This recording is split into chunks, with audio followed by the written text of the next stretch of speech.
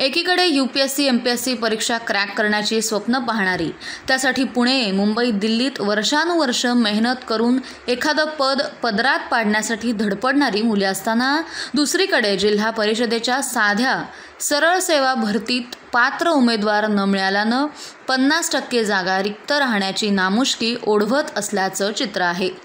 गेल्या 18 महिन्यांपासून जिल्हा परिषदेची भरती अजून सुरूच आहे। आज अखेर एकूण 937 पदांपैकी 488 पदांवरच जिल्हा परिषदेला उमेदवार मिळाले आहेत। म्हणजे उर्वरित 449 पदे अजूनही रिक्त आहेत।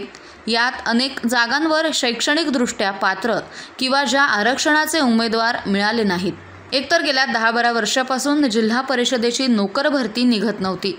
आता भरती निघाली तर पात्र उमेदवार मिळत नाहीत। या विरोधाभासानं जिल्हा परिषद अधिकारीही चक्रावलेत।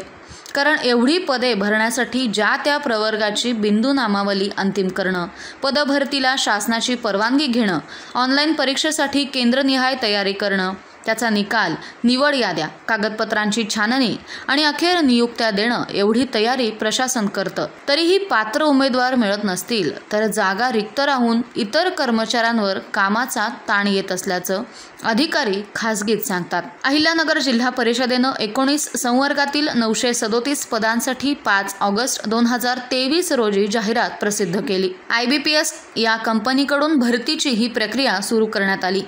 यातील काही संवर्गांची परीक्षा ऑक्टोबर 2023 मध्ये तर काही संवर्गाची परीक्षा जुलै 2024 पर्यंत झाली। त्यानंतर टप्प्याटप्प्यानं निकाल जाहीर झाले।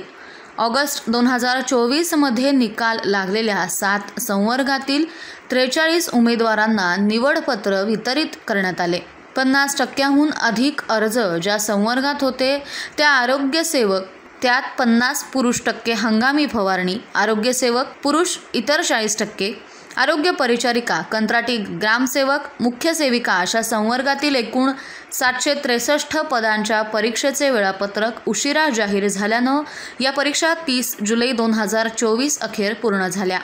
त्या पदांचे निकालही उशिरा म्हणजे 30 ऑगस्ट अखेर लागले।